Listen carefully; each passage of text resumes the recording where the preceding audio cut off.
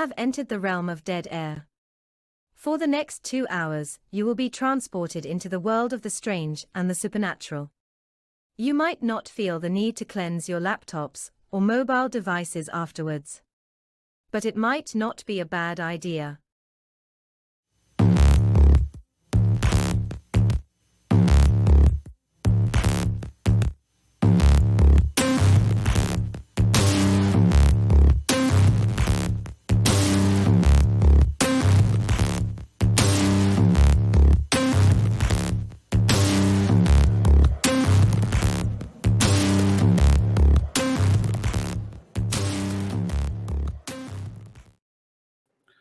I have a problem. Please share. On all the social media. By the way, good evening, everybody. Welcome to Dead Air Live on the Dead Air Full Hi. Spectrum channel. We are simulcast with KGRADB.com, our wonderful simulcast with that group, and also KGRA on Facebook. My name is George Lopez, Mr. Ken DaCosta in the Rhode Island area. Hello. And thank you guys for joining us tonight.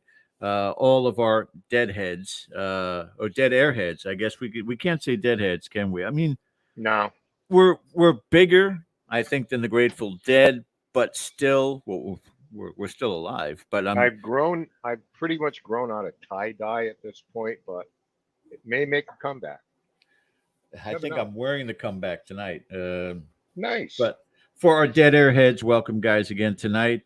We got a great show coming up for you. It's the 666 show, and I will let Ken get into those details here in just a second. Problem I have, Ken, is this is where it's kind of getting under my skin. The paranormal videos that are out there. I'm a big proponent for TikTok. I don't do Instagram. I don't do Twitter, any of that. TikTok to me is just a quick fix entertainment.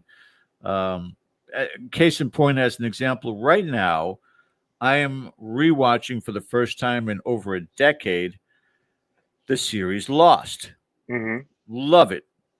This time around, I think I even love it more. I think I'm understanding it differently, different perspective this time around than as to the first time around, where you had to wait 1 week and then another week. And then now it's just, all the way through binging.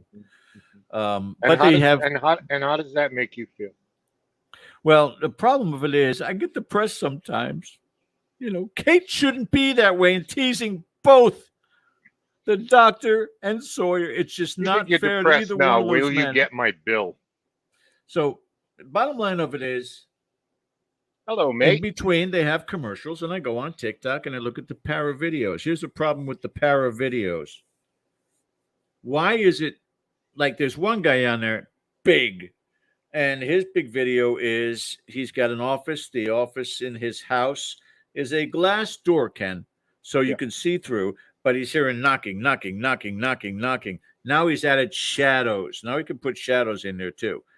Mm-hmm. And never once, and the other guy is one whose basement door opens all the time. He sets the camera, the phone right on the countertop in the kitchen, and the thing opens and it closes and it opens.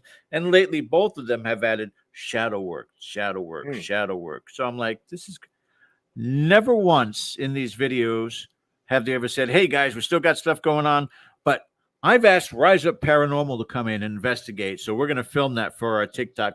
Never do they have a paranormal team come in to check this stuff out. So why do I have a problem? Because they're killing it on views for just really good editing, not because it's something legitimate happening. So I don't know. I have a problem with that, Ken. That's all I can say. 2 words I don't want to hear, or I could go without: prank and trend. I could go the rest of my life without hearing either one of those words again, and it wouldn't bother me in the least. And yet, that seemed to be symbiotic when it comes to social media. It just seems to be something that I'll never understand. Hope everybody had a good 4th of July. I'm hoping there were no injuries for anybody during that time. A lot of barbecue and hopefully good weather for you as well. But time to get on with our show as you guys are joining us there in the chat. Again, don't forget to hit that subscribe button, the thumbs up for our content, and the reminder bell for all the different shows here on Dead Air for all of you Dead Air heads. So, Ken, you want to kind of give everybody an idea what this conception is about, what we're doing tonight? Yeah, sure. What we thought is that we'd have a little fun. Every once in a while, we might do a paranormal game show with a paranormal couple. We might get into some things just to have a few laughs and to enjoy ourselves a little bit, step away from the interview process. So this week is one of those because if you're a consumer of paranormal media, and I assume that you are because you're watching us tonight, and hopefully that somewhere on your list we make that favorite thing. We're trying. So we thought tonight we would address that because we talk a lot about paranormal television, paranormal in the media, because this is how a lot of people are brought into this community. They've seen something on TV, they watch the shows. So we have assembled an incredible panel of experts tonight Ooh. to bring you their top 6 best and worst of paranormal reality, as well as scripted shows. Now, this is important, okay? This is where we get out of all sorts of legal issues here. Thank you. They're not legal issues, Oh, but because a show is deemed to be not good, it's not necessarily a reflection on the people who are the cast members of that show. It could just be a really badly executed idea. sure. You know, just as simple as that, because there are people we know, George and I personally, we've had them on the show where we have discussed off camera their experiences, and some weren't very happy at all with the No. way it played out, with the way it was portrayed. And you're at the mercy of networks, which is why a lot of people turn to streaming now because they control their own content. You've got nobody to blame but yourself. We're a classic example if it just doesn't work out well. So don't think that necessarily we are down in any way on anybody who's had the good fortune of getting out there, being on TV, even if it was just for literally 7 minutes. It's just the theme of the show maybe just didn't make a lot of sense, or as I said, it was just poorly executed. So, Sure. disclaimer. No, I'm looking forward to putting in my 2 cents, as you know. Mhm. But we have others to put their 2 cents in and more for tonight. Sure. Who are the 2 experts for our panel tonight? And I'll be the judge of that. Okay, well, first of all, from the City of Angels, Los Angeles, California, a paranormal investigator extraordinary. We've had her Zach on the show Bagans? before. Is it Couldn't Zach get him. Bagans? No. Couldn't Okay. get him. All right. He's in Vegas, dude. He's in Vegas. Oh, City of Angels, whatever. Same thing, right? West Coast. So we're going to bring in an outstanding paranormal investigator in her own right.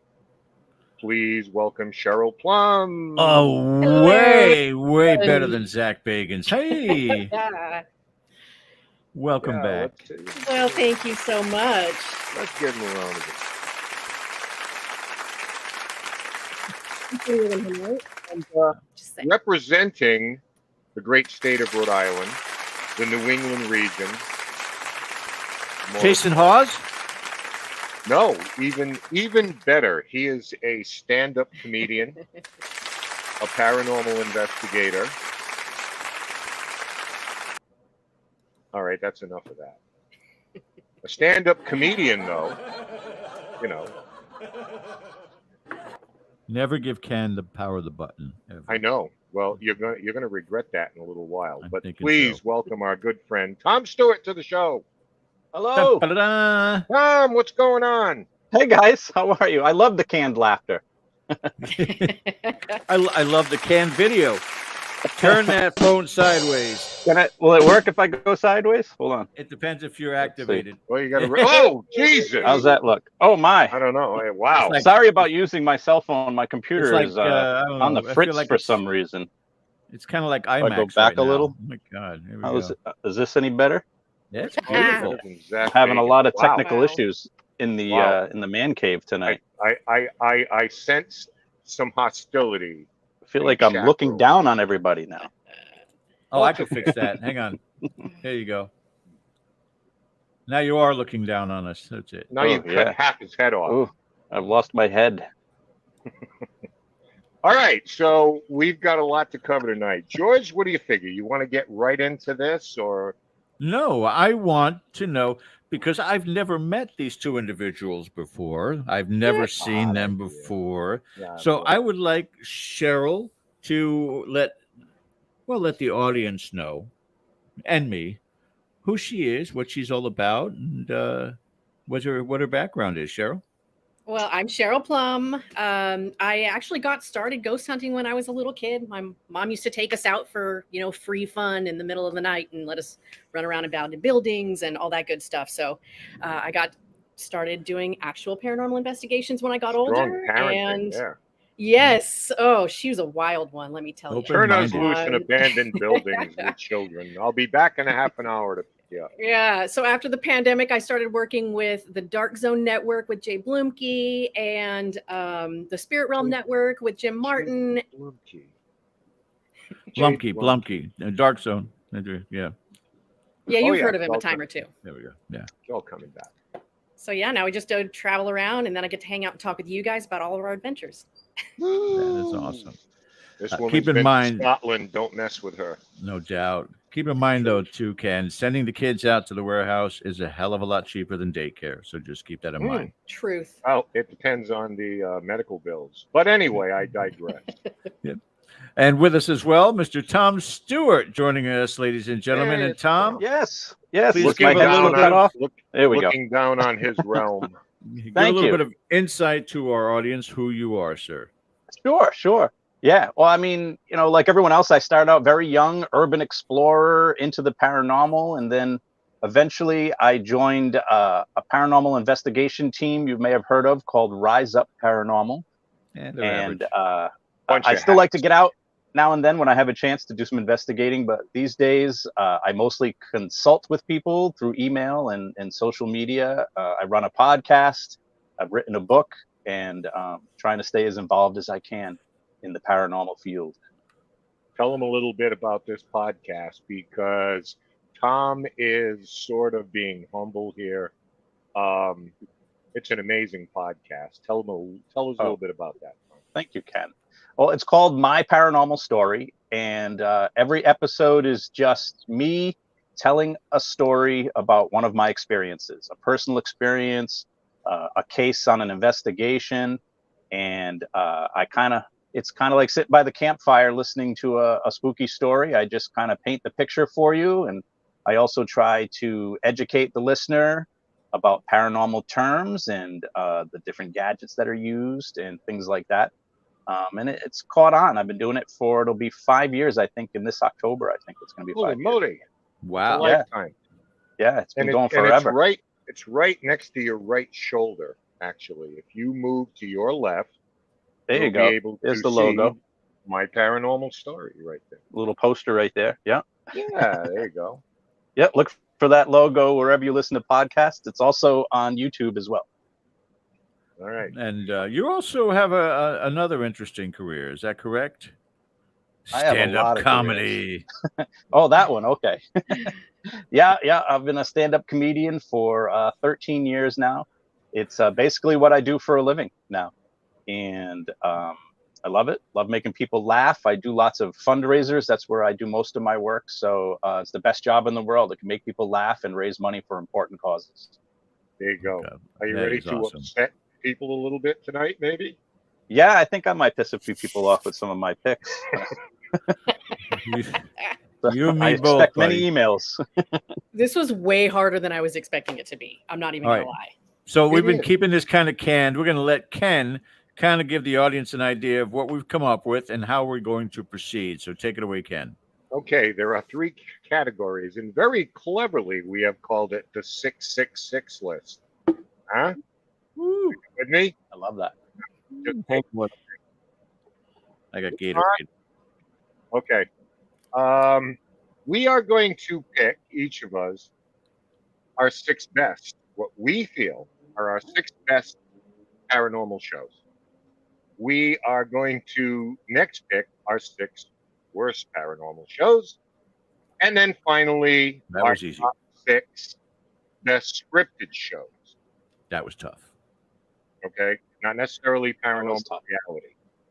So you can play along with us at home if you're keeping score, and I'm sure you'll let us know in no uncertain terms what these are. But we may quickly just sort of back up our choices, or we may have issues with each other, whatever the case may be.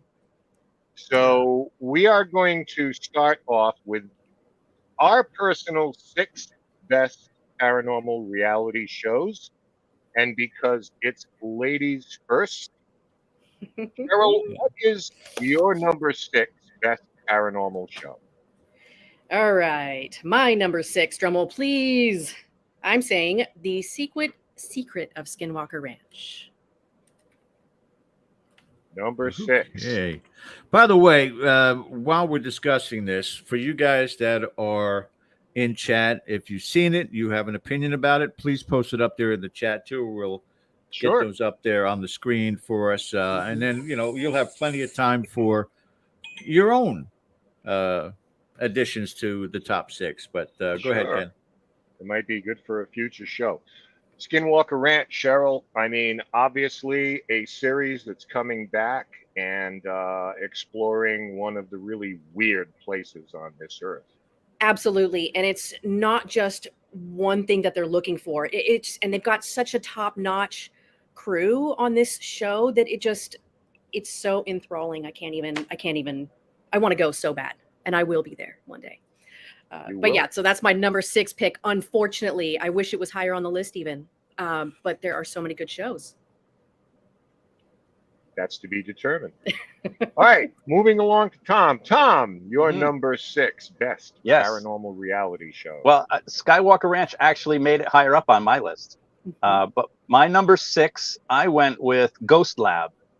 Remember that Oh, show with okay. the Kling? Is it the Kling brothers? Is that how they said their last name? The Clinge brothers. The Clinge? Yeah. Clinge I used to or Clinge? love that show. That show was Clinge. such a guilty pleasure for me back in the day when it was on. Nice. Yeah, I loved how they really went full out with the technology. They had the full van with computer screens, and they were analyzing EVPs on the spot at the time. No other shows were paranormal doing in the that. house. That's Yeah. great. Other shows weren't doing that at the time, so they really seemed like they were state of the art with their equipment.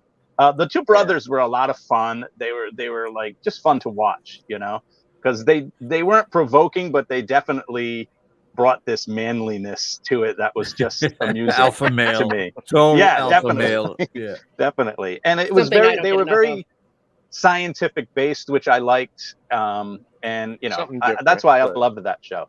It was at the time. It was just a fun show. It was a nice break from the other shows that were on. And it was only a half-hour show, right? Am I wrong on that? It might have been just a half an hour. I'm not sure. I'm I not think it sure. might have been. Yeah. That was a while back. We've invited them Two on thumbs here. up. We'll have to hit them up again. George, If they're Your number manly six. enough, they will come onto the show. My number six is going to blow everybody's mind, but my number six best is Ghost Hunters. The I originator. think I've heard of them. That's number six. Yeah. So there's five others that I think beat that. And the only reason why the Ghost Hunters is not hey, at I'm a gonna higher take. level.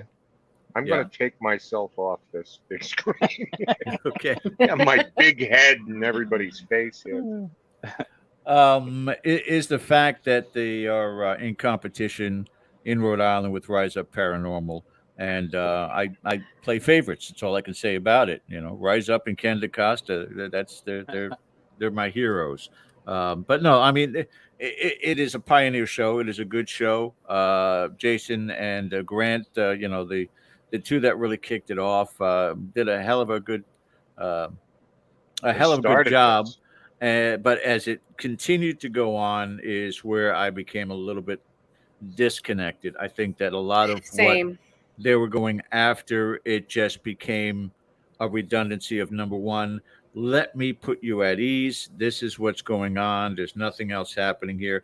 Where even in the fact of some of the interactions, including the last live that we did at the Shanley, there are some negative things that do come up and appear.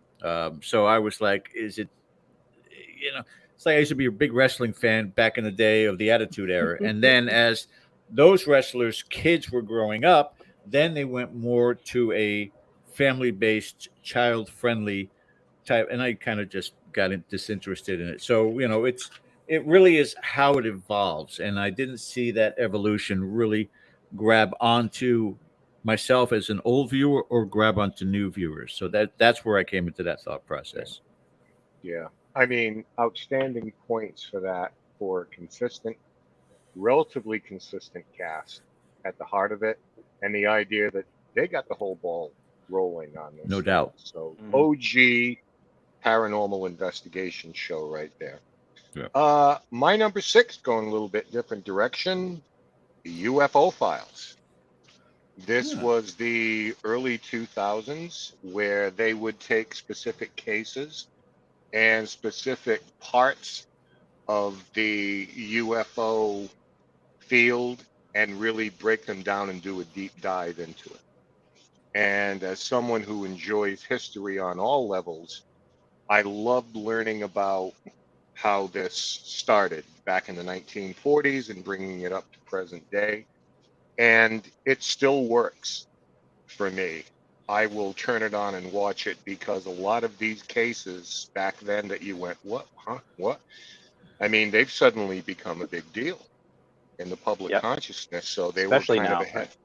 They were kind of ahead of the curve on a lot of these things, and objectivity was one of their strengths, which I appreciated. It wasn't necessarily aliens, but here's what you need to think about. This is what we're being told. You decide. I love that whole you decide type of deal. So Right, UFO right. Files.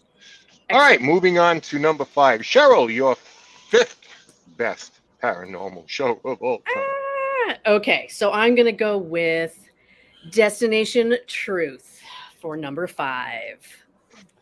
Again, Okay. another amazing show where they go through and they look at different uh, animals, different places, different mysteries, and Different folklore, again, yeah. Yeah, different phenomena. folklore. So Yep. exactly, so you get to go and see these interesting places with such an interesting cast of characters. Again, love Josh Gates. Ryder. I loved Ryder. Yeah, I loved Ryder. Ryder was great. yeah, she was great. She was great. Jael DePardo. Jael's also Absolutely. great. She, her as well. Yeah. Yep. Yep. They were badasses. Yeah, They were so yeah, that was badasses. definitely high up on the list as far as history and Mhm. paranormal. That is what you would call perfection when it comes to grinding that budget and being able to travel all over the world and do this. When was it Fact or Fake Paranormal Files? I mean, they basically kind of went out of business because they didn't want them traveling to where all these videos were posted from. It's like Right. Josh Gates is a good salesman. Is all I can say. Yeah, and he's a I'd buy great it. host, and love the humor he brings to it too. Tom, let's go to you. Your Yes. number 5.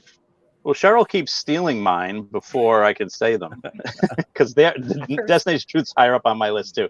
Well, But here don't is my comment number on it yet. 5. Yeah, you go. She didn't have my number 5. I'm guessing nobody has my number 5 on their list. The Low Files.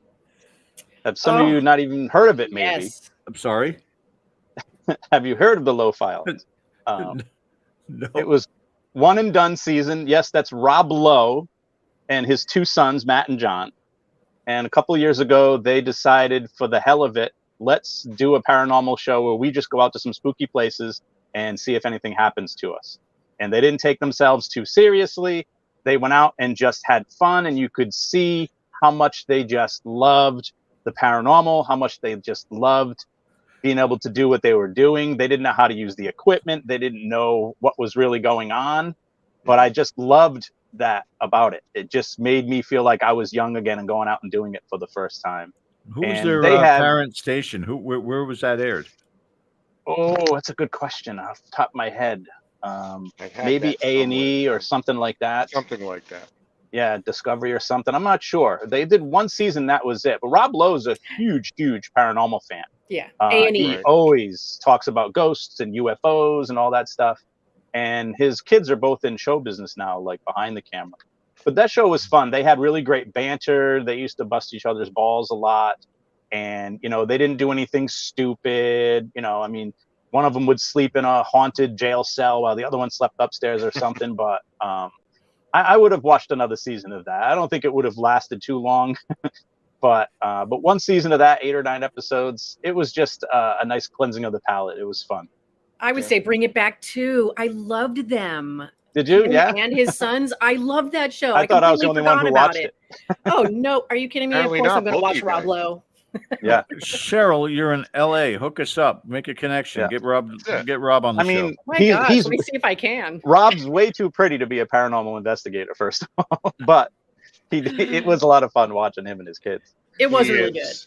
He's turned into a kind of a Shatner type in regard to self depreciation. You know, it's like, you know, he plays the pretty boy. Hmm. You know what I mean? As sort of a Yeah. And the take best part on was himself. I appreciate that. they'd be on some haunted location, and he would call his wife back at home and tell them what they're doing, and she'd be like freaking out. It was fun. It was a fun show. All right, let's move on to George. You're number 5, sir. Again, being a person that will follow certain individuals in this field, either because we've built friendships doing Dead Air or just you like their style. This one is Paranormal Lockdown. Nick Groff, Katrina Weidman, and the reason why I have this listed on this this small, concise, condensed group of shows is the concept was remarkable. Again, something that we seem to be going towards more and more and more, where from the larger groups going down to the individuals, and with the exception of just one person going in, which, you know, we always kind of say 2 is 1, 1 is none in the field, because if you have a personal experience and there's nobody there to back it up, it's negatable. You can just sit there and argue it, but somebody else is there to also witness it. In this particular case, the 2 of them will go in and go into lockdown to these haunted locations for, I think, somewhere up to 36 hours or more. And in those circumstances, it plays on your psyche, it plays on your fatigue, it plays on your physical and mental. And I just thought it was challenging for them and interesting to watch. Yeah, absolutely, for sure. And a couple of, you know, well-known people in the field. And, you know, they've been recycled through a number of shows, but I thought they were good together. I really did. Katrina, I thought she was good with Jack Osborne, but her and Nick, well together. Going on to my number 5, here's an oldie, but what I think is goodie. Let's see if you remember this one. Proof Positive. Evidence of the Paranormal. That is Amanda Tapping. You might know her from Stargate. And she hosted a show on Sci-Fi in which they would examine 3 cases, take a deep dive into it, use analytics, and decide if it truly was paranormal, if it wasn't paranormal, or if it was inconclusive. And this predated Fact or Fake. And some of the cases they brought were really compelling. Even the ones that were inconclusive or were proved to be not paranormal, I think they nailed it on this. And I'll get into a little bit about the people who produced and put this show together as we move along on this list. But Proof Positive, if you can remember it, It was a good show. My kind of show. 8-minute Hey. segments, tell the story, get in and out. Yeah, it was like No unsolved mysteries, but for paranormal. Right. Like, let's, no investigation, no procedural stuff. Yeah. Just tell me the story, give Mhm. me the background, and it was great. It's interesting that Moving on now. it's interesting all of Ken's choices came before cable. Yeah. Yes. Yeah, I was wish gonna say, I haven't seen that you one. wish that would true. He's got them all saved on VCR tape You too. wish that were true. You wish that were true. All right, let's move on. We're in the top 4 now. Cheryl, you're number 4. Ooh, okay. Let's see here. 1, 2, 3, 4. My number 4 is Destination Fear / Project Fear now. Okay. Yeah. These Here we go. guys talk about loving what you do. When they got canceled, when Discovery canceled them, was it Discovery? Yeah. Travel Channel. Wasn't it? Travel Zach, Channel. Zach Bagans' channel, yeah. They went through and basically did it all themselves, and now they're hosting the same exact show. And I watched the newest episode recently of Project Fear, and it was outstanding. It's a lot like Destination Fear because they basically did it all themselves anyway. It's a lot of fun. There you go. They can go ahead and do whatever they want to do and not have to deal with the networks now. So I think it's a win-win for all of us. Yeah. Excellent. I couldn't put it any better. Those kids just seem like they're having a lot of fun. Yep. And I think I have an in to get Chelsea Layden on this show because we share a birthday. Ooh. We share a birthday. Oh, Sure. Work it. excellent. You're gonna Work open your you. email with that. She is a Hey, birthday Stalker. buddy. Restraining order next. Not creepy at all. We share a birthday. It's okay. Dakota probably thinks I'm a stalker. I sent him a message and he never replied to me. So, well, yeah, I'm the stalker now. You take it from me and George. We get used to it. Eh. Tom, let's move along to your number 4. All right. Well, my top 3 everybody's already taken, but number 4 nobody has mentioned yet. The show Paranormal Witness. If you guys ever watched this one, Okay. this one goes back a few years. Like I think maybe like 2010ish, maybe. Mhm. It was a great, just real life documentary type show where they had the actual people who had the experience telling their side of it.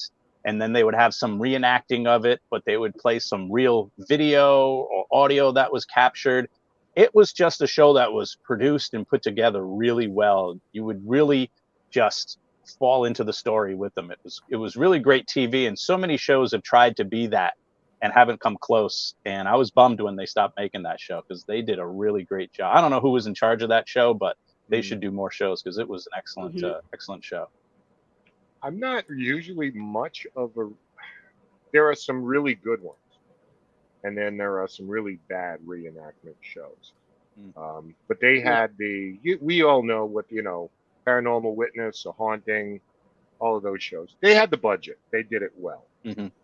Their casting sometimes was kind of laughable, especially for the people who were being portrayed. Yes. I don't know who we had on the show once, George, female paranormal investigator, and she was kind of teasing her appearance on or her story on it, and God, I hope they just get me somebody thin. That's all I want. Yep. Somebody complimentary maybe 20, actor, please. 25 and thin, But some of the cases, I've actually covered some of the paranormal witness cases in Extremely Strange. The show that I put together here on Dead Air Full Spectrum, shameless plug. Hit that But reminder some bell. of those really, really odd stories, weird but true. I've covered myself, and they've done a really good job on Paranormal Witness telling some of those shows. So it's a good one. To me, they leaned a little bit demonic, but Just a little. fear sells. George, you're number 4. Fear definitely sells.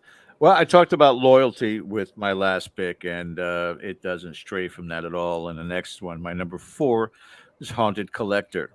And again, loving me some Zaffis. And, he had a phenomenal crew with him also, including his son and his daughter. But I can tell you that we've had numerous conversations back when we were doing a lot of traveling to the Northeast, and a couple of times actually got to stay at Zaffis's house. And whether we were talking on the back porch having coffee in the morning or dining on one of his incredible gourmet meals he would make, or going inside the museum and having a conversation, it was just a fascinating experience. And he's an interesting man. On and off camera. But I like that part of it was the first time I think that a show was really introducing haunted objects. There was really nothing like that similar. People may have mentioned, places, locations being haunted when they would have the EMF meters out and certain items may light up, but there was never a connection and telling a story with a particular item during an investigation. So I thought it was unique, fascinating, and I probably could have watched more seasons of it if it hadn't been canceled. So it's just Same. one of my favorites. Yeah. And John has had his own strong thoughts on that show. Yeah. You know, what gets edited, what gets left in, sometimes the good stuff doesn't make it. So, moving on to my number four, here's where I may or may not ruffle some feathers here, depending on our crowd. No. I enjoy humor in the paranormal. Sure. I do. It's good to get tweaked once in a while and take a look at ourselves and some of the silliness that's out there. There's absolutely nothing wrong with that. And these two guys right now are absolutely killing it on YouTube from the Watcher Network, and that is Ghost Files. Shane Madej, Ryan Bergara. And I know didn't that know we could pick those. Oh, yeah, sure. Oh, goodness. Well, they were on TV. Didn't they have a little TV show for a little while too? No.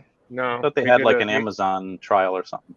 No, they did a guest shot on SWAT on CBS one time. But they go into these places, and sometimes it's hit or miss. There's a lot of controversy. One of the misses was at the Conjuring House. That was pretty bad, and they left they left a bad taste in people's mouths. But I think they're the antithesis sometimes to the idea where we take ourselves incredibly seriously. I mean, we all love doing this and we're fascinated by it. But it's okay to be spoofed a little bit. There's nothing wrong with that. A little bit of humor, laugh at yourself a little bit, folks. And they do a good job. One is a believer, one is a skeptic. And they're a great team, play off each other incredibly well. You may not love everything, but the idea is, you can't say that. This is a serious field. It's like pump the brakes. Take a little breather once in a while. Okay, sold, Ken. I put it on my list. Okay. It's interesting. It definitely is interesting. And yeah, I've seen a lot of their episodes. So yeah, definitely check it out, Cheryl. Oh, when they were on BuzzFeed, they get 11, 12 million views. It's insane. It's insane. Working and they're absolutely loved for this show on streaming. But moving on to number 3, Cheryl, what do you got for us? Okay, number 3. I'm going away from the ghost talk for a lot bit. The Proof is Out There. This is a show that started in 2021. I found out about this when I was, leading into more UFO stuff at Contact in the Desert. And it's basically, they go through mysterious videos, photos, audio recordings, and they try to use technology and different experts in that specific field to decide whether or not that, this event was plausible or if it was, legit. So I really liked it because they have serious experts going through all this stuff. So I really like that because it's proof. They're trying to get proof and no face. Have they ever proved anything is unexplainable on that show? Because it seems like every time I watch it, they're shooting something down. Well, I mean, I think that they just basically saved the best for the show. So I haven't really seen much shot down. You must be watching on different time zones. That's it.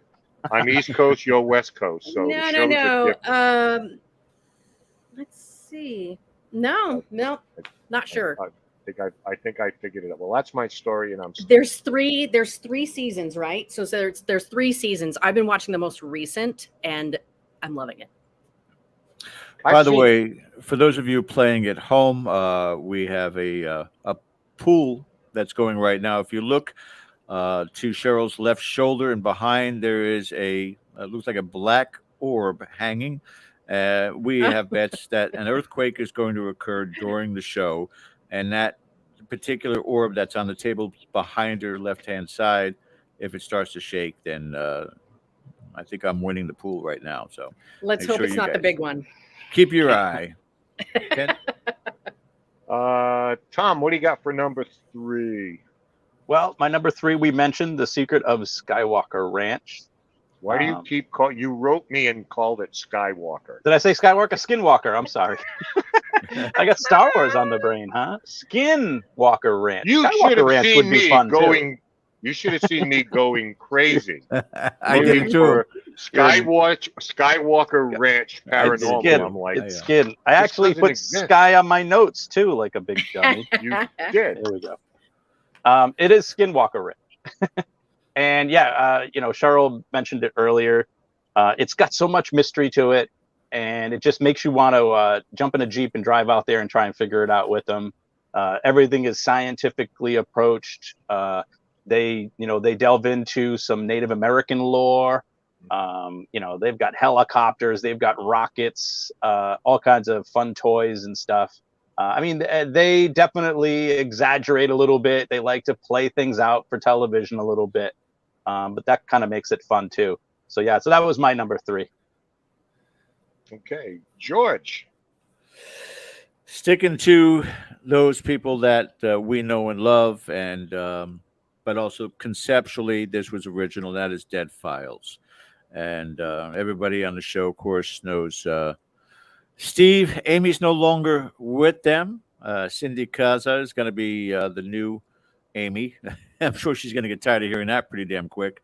But we've had Steve on the show a multitude of times. Steve was down here when we did a event at the Seven Sisters Inn in Ocala, Florida, and him and I hung out for quite a while. Became good friends, and we really didn't talk too much about the show for a multitude of reasons. But I like the concept that they went with. Having somebody not involved in the paranormal do research on the case, and then have the medium come in. I'd have been just as happy if they had a 3-person paranormal team that did the investigation and matched up to what Steve had from his investigation part. But no matter what, it was unique.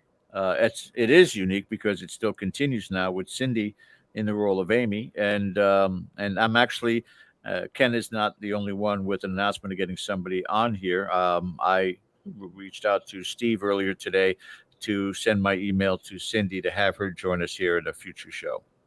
Yeah. We'd love to have them both on when it breaks, which is this week.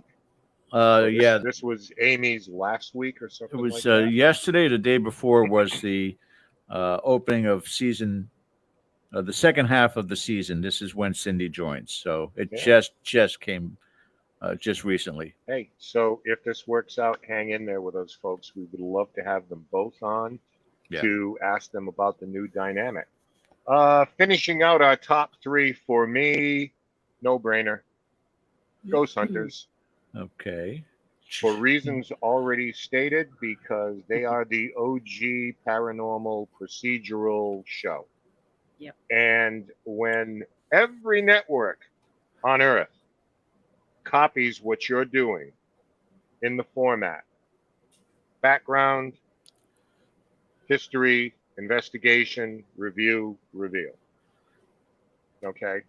And we got to see it all, but I think a lot of what happened with Ghost Hunters is that everybody started copying them, so it looked like a redundancy. But if you put all of the rest of that out of your mind, that was theirs in the beginning. That was their procedure, and everybody copied it. So listen, if you're on the top of the heap and you start this thing, you get extra bonus points for that. Yeah, and You they're know, still going. and, When all these Yeah. other And shows listen, came and went. it's when I first found out about it. A what now? A Rhode Island group, Caps. I know them. Holy God, this is great. We're going to see a ghost hunting show with fellow Rhode Islanders, and it was awesome. And we've had the great pleasure of meeting and befriending just about all of those people, and solid people, real people, good people. Top two, Cheryl. What is yours? Mine is Ancient Aliens. Again, this one's been running for God knows how long. 23 seasons or something ridiculous. So much good information. Granted, it can be played up some, but they've got all the good video they can get from the government, and they've got all the connections. So again, I think money plays a little role in how good a production this one was for me. Yeah. Good show. I love how they would twist themselves into a pretzel sometimes to try to connect something to alien activity. Some seasons they struggled because they ran out of ideas until more things came out in the news. Right now they'll have no shortage, I think, of Yeah. things Oh to yeah, they're do. loving it now. For But a it's such an while. addicting show. It's just something you put on when you can't find anything else. And it's really well produced and edited. Yeah. It's just easy to watch. Yeah. Mm-hmm. And as somebody like with George and I, we just love that guy's hair.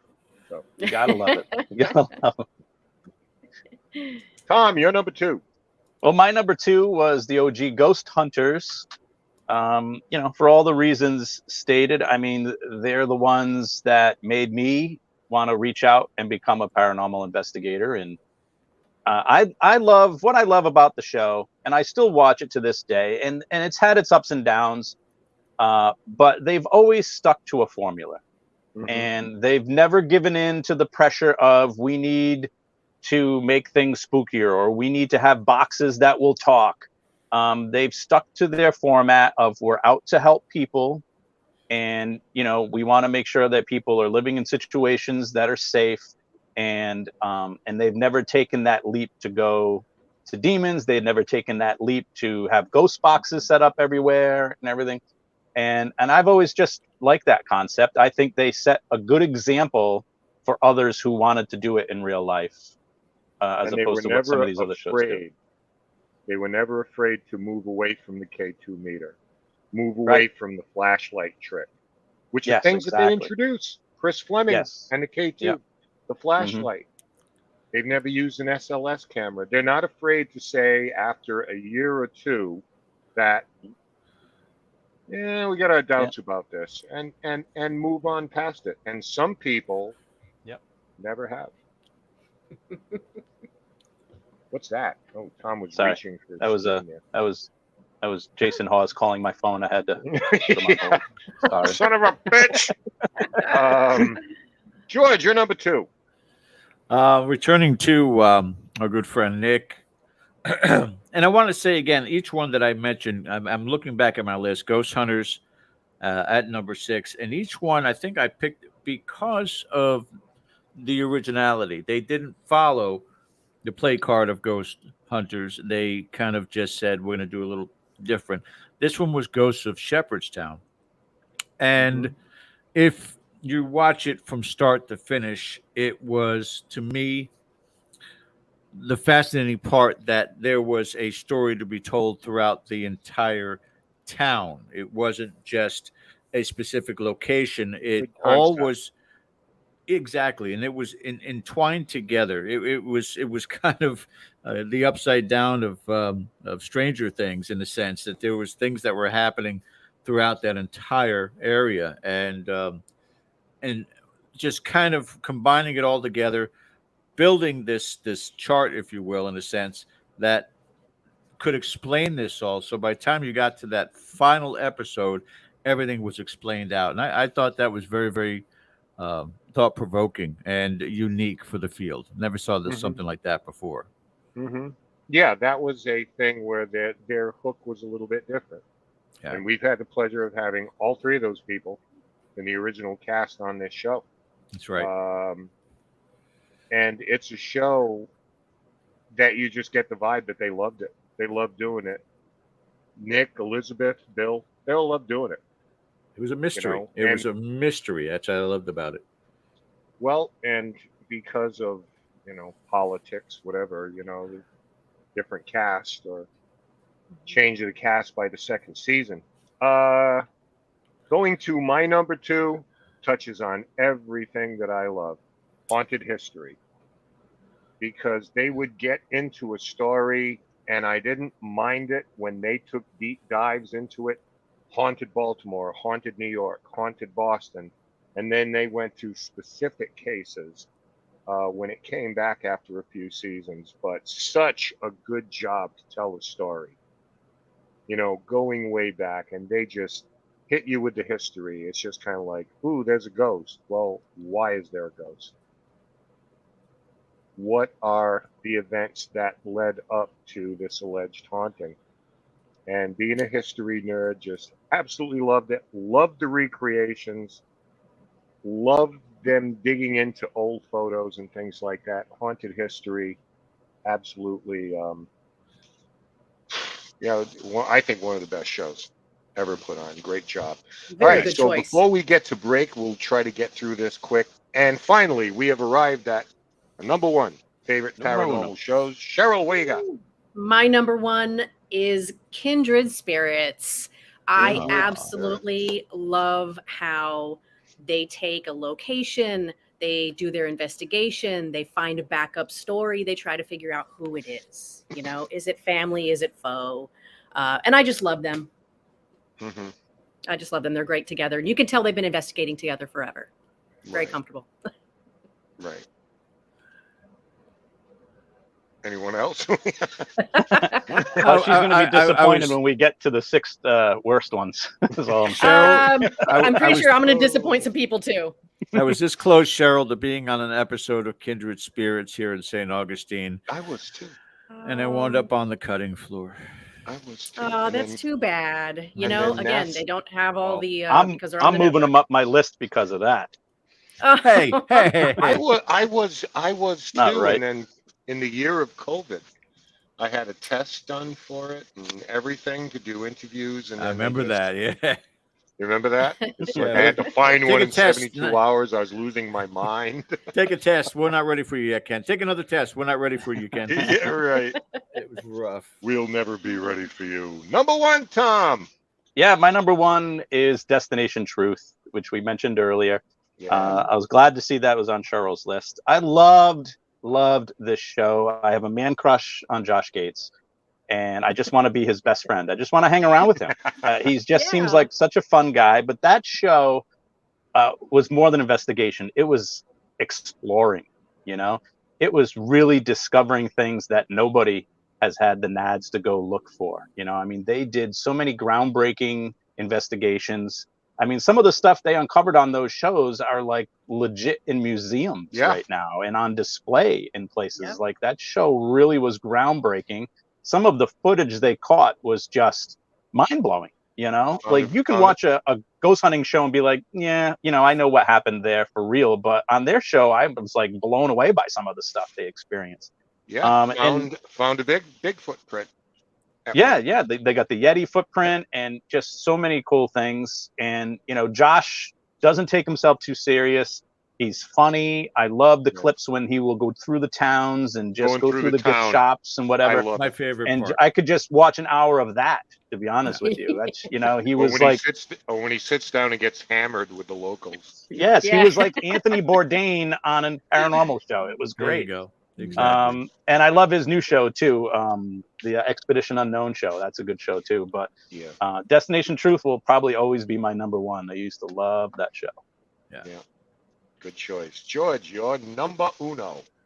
And this is probably not going to be something everybody agrees with, but I'm sorry. Destination Fear, going back to that again, to me had all the ingredients of an interesting show. It was a young, attractive group of kids, so they're going to draw audiences from all ages.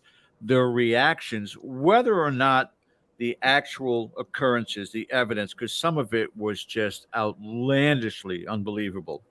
And their reactions were raw, no question about it. So whether or not there was another team doing something, what we call plausible deniability, they weren't expecting that somebody was in another part of the location, and you can hear sounds or you can hear voices. I mean, some of them were just absolutely astounding to experience. And I watched that, just leaning forward in my chair. What is it that they're experiencing? Because no one has ever seen some of these before in prior shows, much more than any place else. So whether it's fabricated on, without them being aware of it, or it's legitimate, and again, that makes you wonder whether or not there's something about that combination of those people that creates that. But I think it's just a fantastic show. And as Cheryl had already announced, they're continuing, and what they're doing right now is similar. So I still expect a lot of great surprises. Mm-hmm. Yeah, they're just a good group. They're a fun group. Yep. And you can see, I mean, they're all friends. I mean, a couple of guys grew up across the street from them in Minnesota or something like that. So they've been hanging out since they were kids, Yep. So imagine that, 10, 15 years later, it's like, wow, here we are. All right, Ken, 60 seconds for you. Oh, Yep. Go ahead. My number one favorite paranormal show of all time, you noticed I only named one procedural show, Ghost Hunters. The rest are all about, and this epitomizes what I was talking about before, sightings.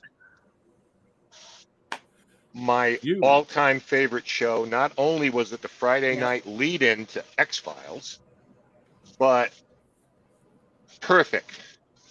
8 minutes, 6 minutes, tell me the story, interview the people, this is the deal. And then 2 weeks from then, they would bring back those same people with an update. And this was the first show we ever learned about the Sally House, when they put cameras in there and literally watched the scratches on Tony Pickman's torso develop, and was like we're watching this. These were also the same producers and the same people who made Proof Positive, Evidence of the Paranormal. So they had a formula, and they stuck with it, and it was just bop, bop, bop, bop, story after. They would tell 10 stories. They'd have one episode just on UFOs, another one just on demons.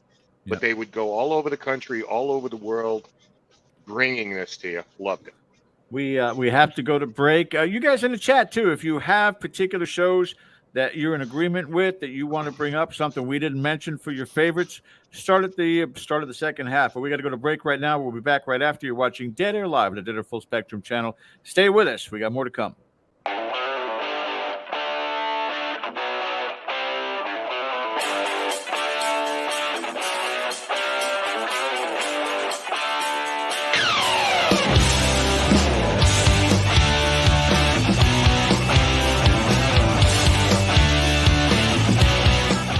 Hey members, the new KGRA DB app is now available on iOS and Android devices. Gain on-demand access to any KGRA DB programming. Download any show directly to your mobile device to listen or watch on the go. Go to the App Store and search KGRA DB.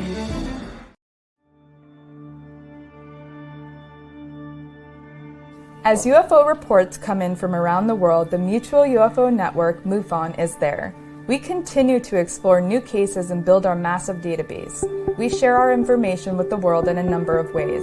If you'd like to be part of our investigative team, you are always welcome. What could be more exciting than exploring the UFO question firsthand? Join MUFON, find your friends.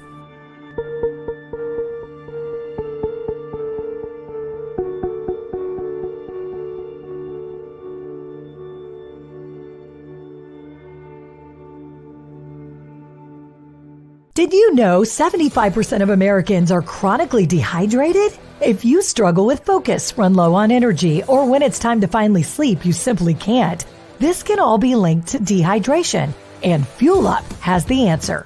Our proprietary formula contains the finest cellular hydration with the strongest immune-enhancing natural ingredients. The Fuel Up system is made up of 3 different incredibly tasting varieties.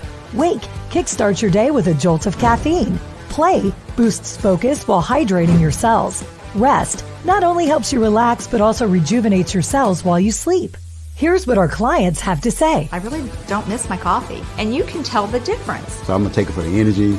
I'm gonna take it for the play. I'm gonna take it, all day. And it works. That's the thing. It works. We love it. Take the Fuel Up Challenge now, where we offer a Feel the Difference money-back guarantee. Fuel Up for life.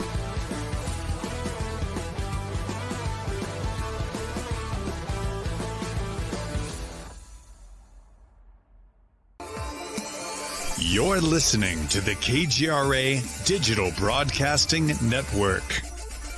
We provide unparalleled coverage of trending news in the world of ufology, cryptozoology, and paranormal phenomenon.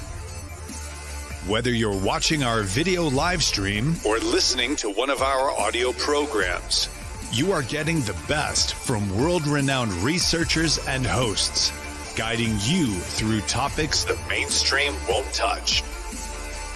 Miss one of your favorite programs? No problem. Head over to the members area at kgradb.com for access to our massive library of award-winning content. Make contact, stay connected, only at kgradb.com.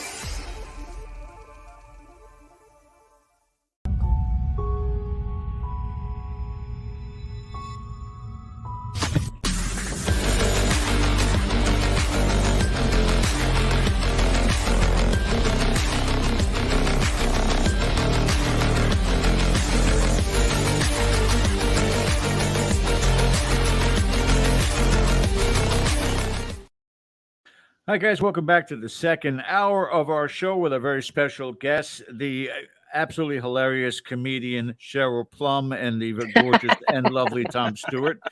And we are going through our lists, 666, our top 6 favorite, top least favorite reality shows, and then our top favorite scripted shows. And the number 6 comes up once again. It's all coincidence. It really is. We didn't come up with this whatsoever.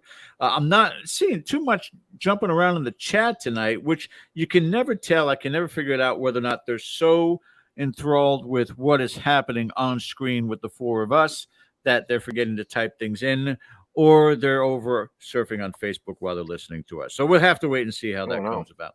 Nobody is yelling at us yet. Yeah. The next list should wake them up a little. Last hour, we wasted a good 15, 20 minutes at the beginning, but we still have plenty of time now to cover these last 2 segments. So, Ken, I turn it back over to you, sir. Let's get right into it. These, ladies and gentlemen, are what our esteemed panel believes to be the 6 worst paranormal shows. And as I've said, it doesn't necessarily have to reflect upon the cast.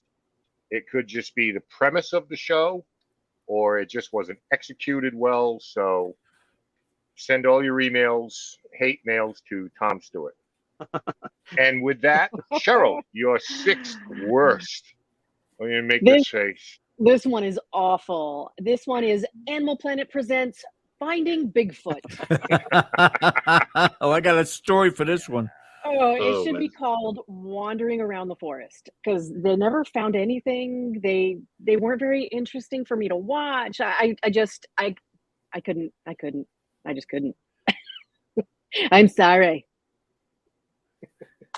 That's a guilty pleasure We're kind ready of for show. It was. It was, because I think it was on late, so it's a good, I'm going to put this on while I'm in bed show. Right.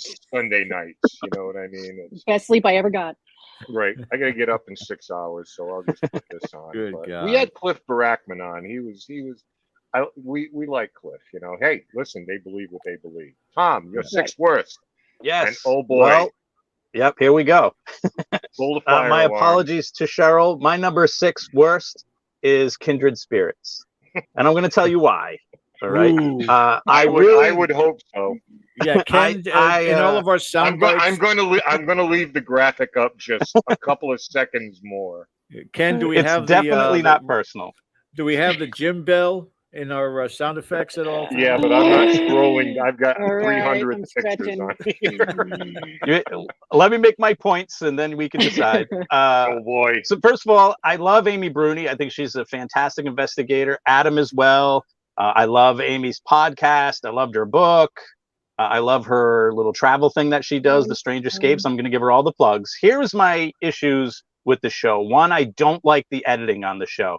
It's very, very streamlined and fast. They go from one moment to another. You really don't have time to absorb anything, and that's not on the cast at all. I think they're too heavily dependent on the Estes method in the ghost box. Every episode, I'm like, how long till somebody puts on a blindfold? It seems like they do the same thing every time. He's right. And I love Chip Coffey, but I hate that he's never even on location most episodes anymore. I don't know if there's a personal reason for that. There may be, and I apologize if there is. But I feel like him zooming in on their cell phone just doesn't come off as legit enough for me. So those are my gripes with the show. I loved it when it first came out, and then I feel like they just got stuck in this one flight pattern and they haven't figured it out. And maybe they're just at the mercy of some producers or something. I don't know, but that's why Kindred Spirit is my number 6. Well, We can they still are be the friends. producers. I hope those were valid. They are what they are, Tom. You're Yes. Yes, he does have to be careful with his First health. Amendment rights here. I mean, there's a chance I may bump into Amy Bruni somewhere because we're 20 minutes away from each other. So I hope she's not watching. It's not personal at all. She actually is in admin right now, and she is running the show with Bill Forte. So we'll again. See, right. I win. So wait, hey, what happened to Tom? It's like, oh, there he is. We got him back. Oh. George, you're 6th worst of all time ever. I don't think this is any type of controversy with anybody. Ghost Adventures. Bottom line, I will say this. We're talking about before, even with Josh Gates, you could watch a whole show of him just being entertaining.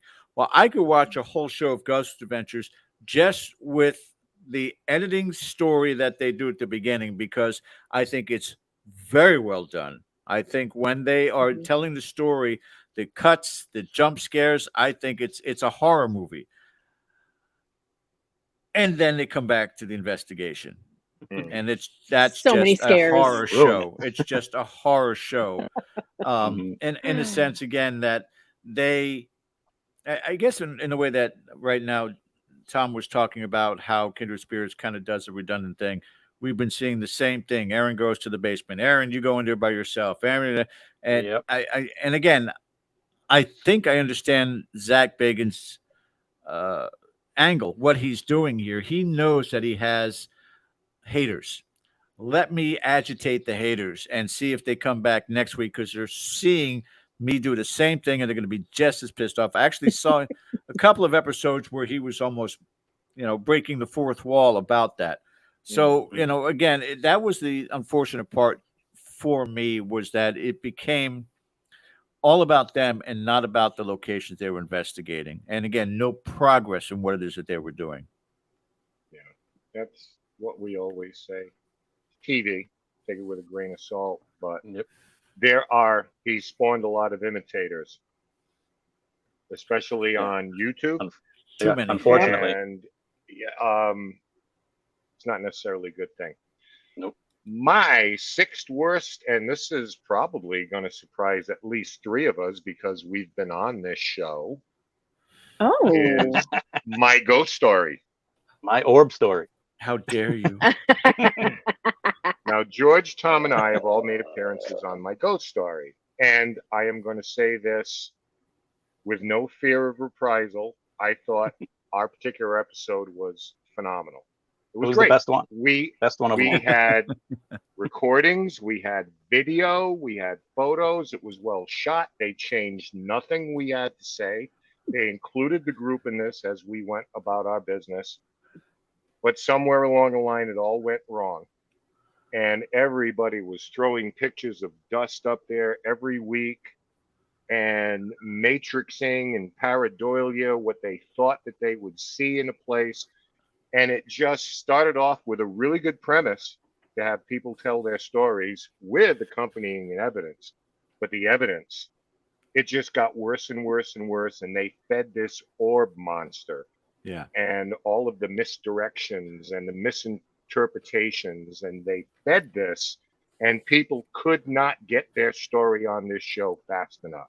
To be fair, though, Ken, there was a lot of directorial manipulation happening. And when you went out to do your testimony, as everybody, you're sitting in front of these bright lights in a dark room, and they're asking the questions off camera. And how did you feel when you saw that orb going up the stairs? Well, you know, we wanted to follow it and see the end. Yeah, but how did you feel about? I was terrified. A little bit of coaching. A little bit of coaching, yeah. Yeah. So and it's expected, but you know, same principle thing when you know we did ours, and I'm going to give this a quick a shout out for our audience, guys. Pay attention for just a second.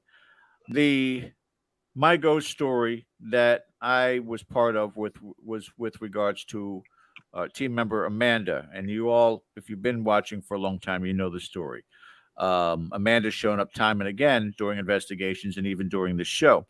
So here's the thing. When it was about to air, the day it was about to air, it was canceled because they were threatened to be sued. I won't get into it. But bottom line of it is that I cannot find it anywhere. And if you look for it even on Amazon and it says, picture of Ghost, the woman in her wedding dress. You go to that episode because I purchased it. It was $1.99 or whatever, and it's not the right episode. Yeah.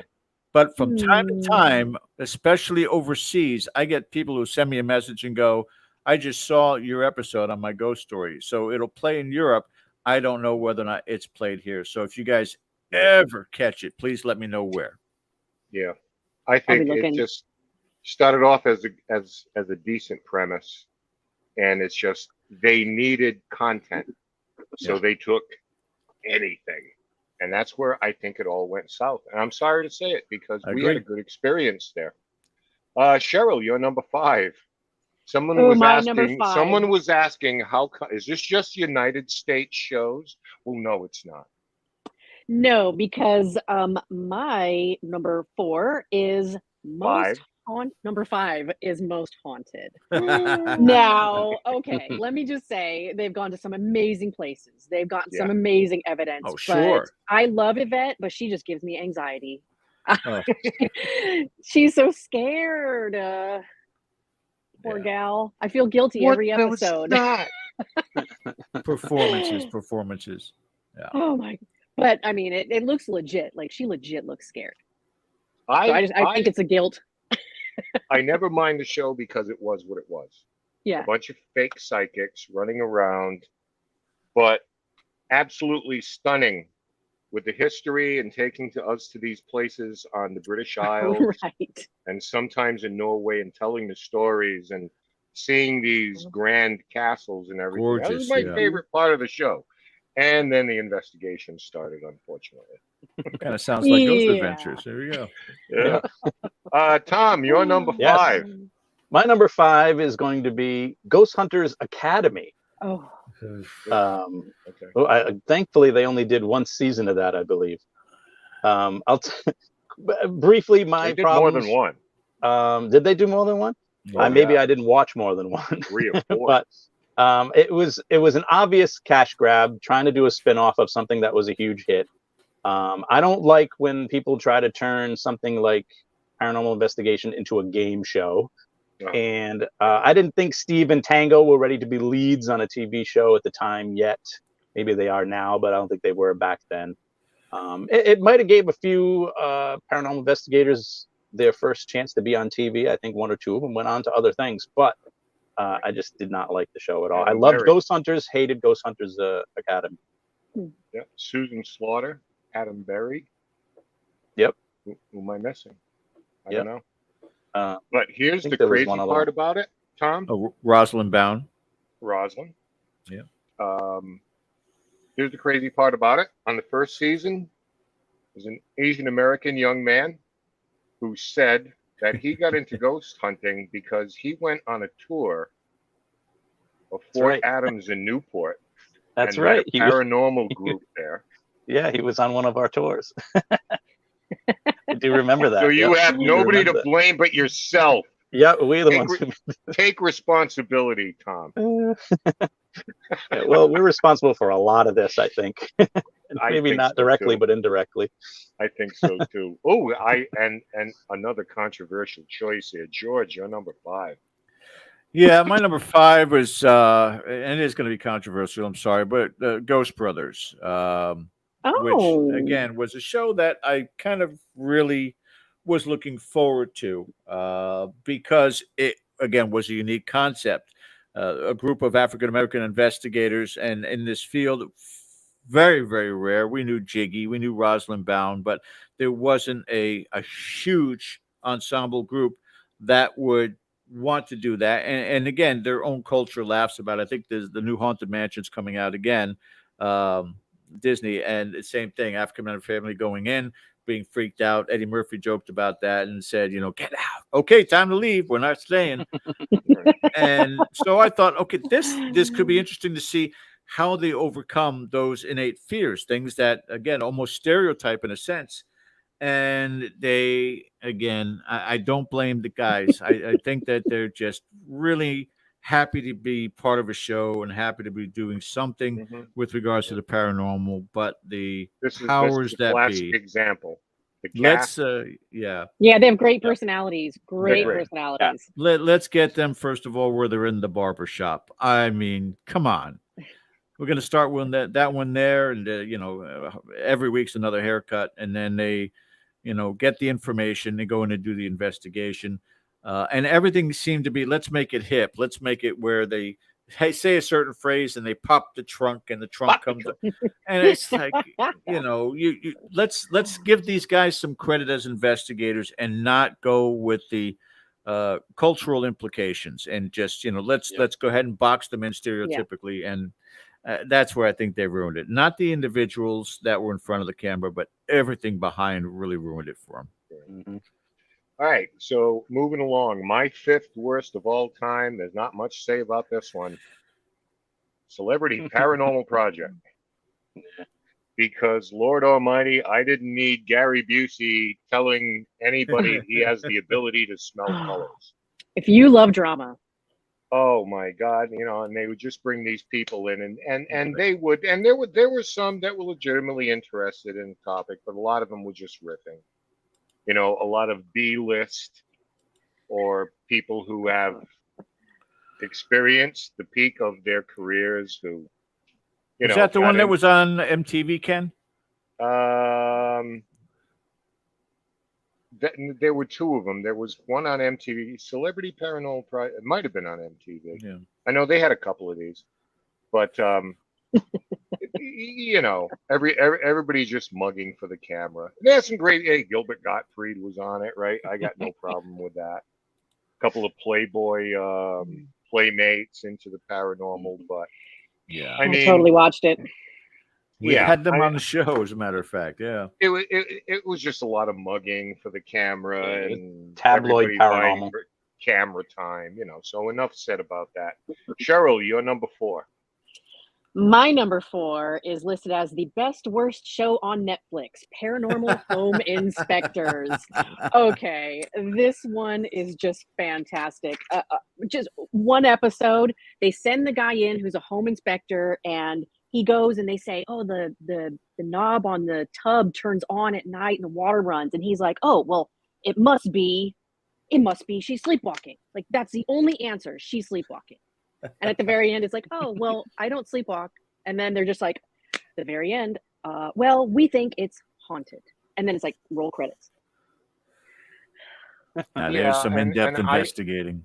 I thought that, and the guy who was on the promo, the actual home inspector, was probably the only legitimate one there. Right. So they put him. But for me, it was just a little bit too much of, your daughter's here. She misses you and says that she loves you very much. Right. Tell them the deadbolts are not spring loaded. Just saying. They don't lock themselves because they're not spring loaded.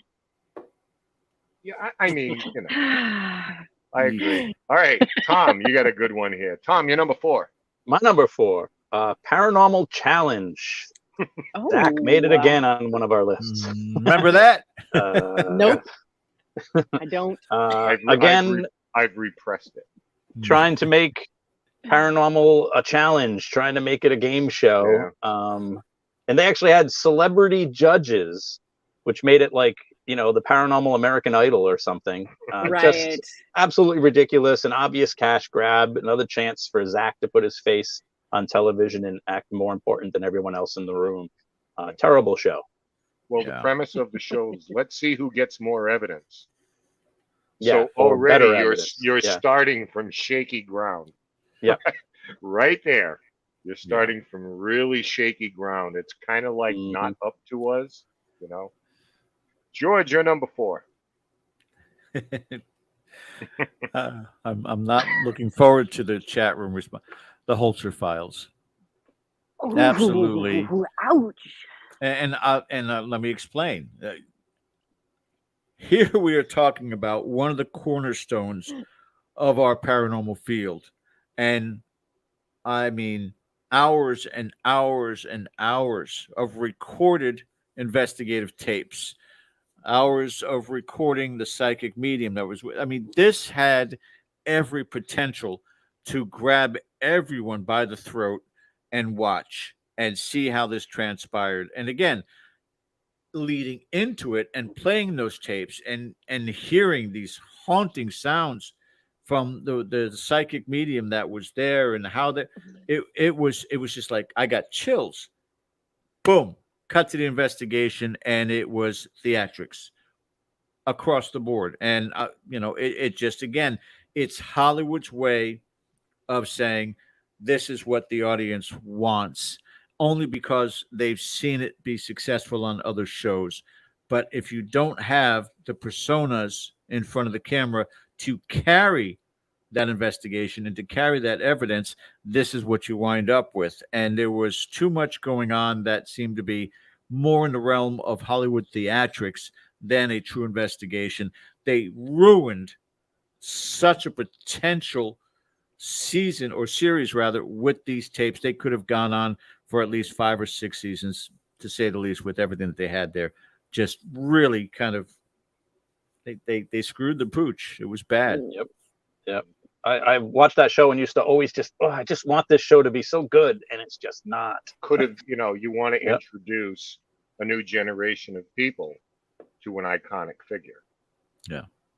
I dig the premise. Make it a little boring. You know, it would have been the same situation, which I'm sure, if it's not come yet.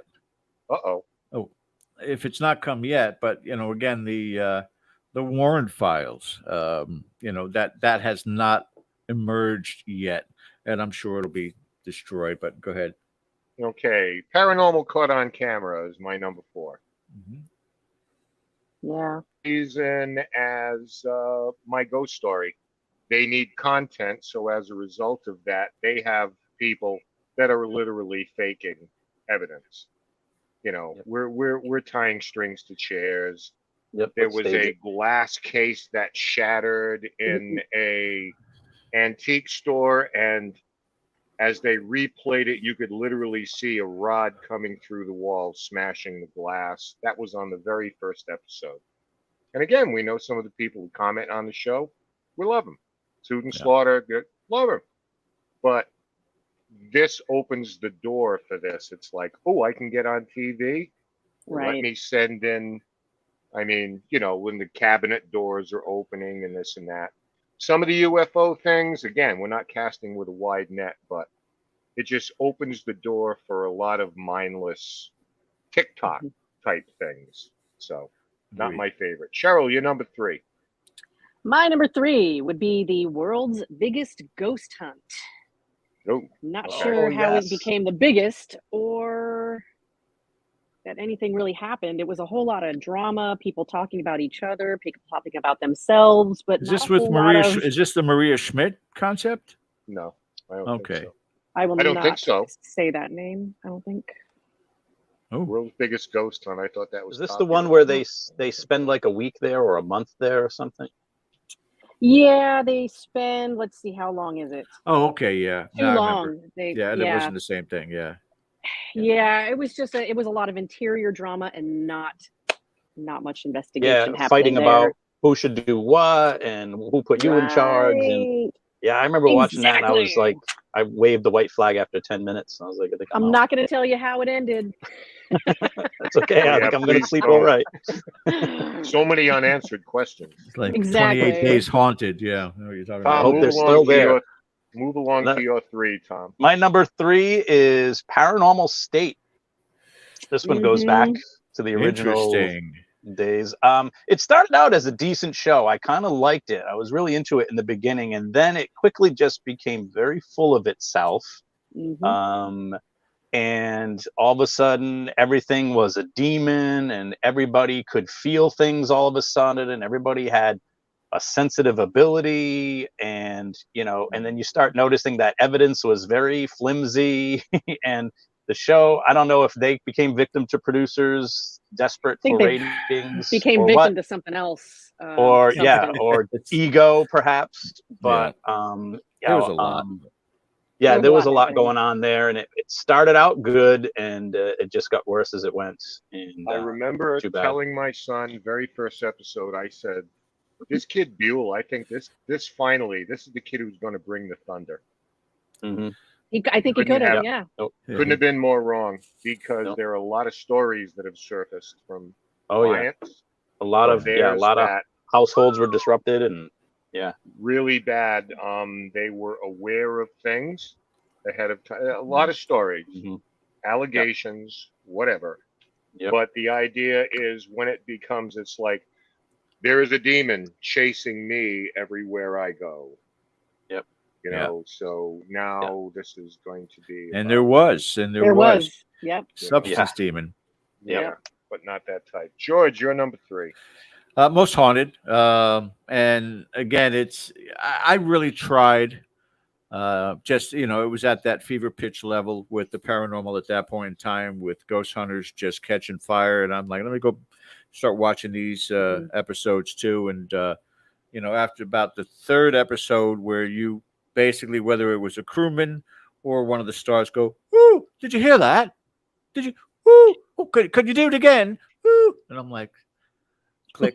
That was done at that point in time. The psychic, that was the guy with the salt and pepper hair, was just putting Derek on. Okora, dude. Yeah, putting on I'm one sensing hell a of a man. performance. He's a very big man. Yeah. And then meting out the punishment. Meting out. He's meting out the punishment. And then the skeptic, to bring some legitimacy, he'd take his little side interview, and I've not found anything comparing to what he was saying but it doesn't mean he's got something there. He doesn't. It was just I couldn't do it. It just yeah. I feel you, George. I feel you. Yeah, I feel you. But it was what it was. Okay. Number 2. My number 3, all-time worst. This lasted, I think, 3 episodes. Demon Files. Yep. Basically an hour of Ralph Saatchi yelling at the top of his lungs and cussing and swearing. And this was, in fairness, I guess, this was at the height of the demon thing on TV. Like, ghosts, we need demons. We need evil. We need people in fear of their lives. So they brought on Joe and. Didn't the paranormal field rise up against that show? Wasn't even people like Jason Hawes and everybody speaking out about it? Lasted 3 episodes. Yeah, I think they just basically got culture canceled by the paranormal field for the practices they were using. Just was screaming at demons for an hour. Yeah, and it was, and then everything, the antithesis of what we say, and then you either walk away or it's like, that's it. Our job here is done. It's cleansed. I told Satan to piss off, and he knows better than to mess with me. So he's gone. It's like, okay. Cheryl, that easy. Your number 2. My number 2 lasted 6 episodes. It Wow. is Deep South Paranormal, dubbed by critics as a little bit Duck Dynasty, a little bit Honey Boo Boo, and very little Ghost Hunters. Let's go in together on this one because that was mine also. That was my number 2 also, Cheryl. No way, really? Yes. Oh my That's my goodness. number 2 also. And you know what, guys? I watched these episodes. Oh my god. All of them. Ugh. Yeah. I was like, something's gonna happen. And again, the best entertainment was the first 20 minutes. Yeah, watching them deep fry frog legs and stuff. Yeah, and they went out and investigated, and it just Right. No, I watch them as a group, but not as Ghost Hunters. Well, you know what that was? That was when Redneck TV. Yeah, it was the thing. And you could predict that the paranormal was gonna, like, we need our version of that. George, we did a show. Do you remember me predicting what the next show would be? Yes, I know. John and Zappis was on that show. I remember that, and that was like, are we really going to talk about this? And Ken said, yeah, what I said is like, well, the Amish are big right now. So the next thing that's going to come out is an Amish show about the paranormal. What was it, George? Yeah. Freaking 2 weeks later? Something like that. An Amish haunting or something like that. Well, add psychic to your resume. It auto plays after everything I watch for some reason. Yeah, I mean, that was at the height of that. So everybody wanted to get their thing in. Tom, I've never seen this show. I've heard of this show. You're number 2. You don't want to see it? This probably should have been number 1. My number 2 is Conjuring Kesha. Yes, Kesha, the pop star artist. Oh my God. She That's decided my number 1, Tom. I heard your she number was 1? in the paranormal, yeah. My number 1. She got into the paranormal and she started a podcast, which is almost listenable.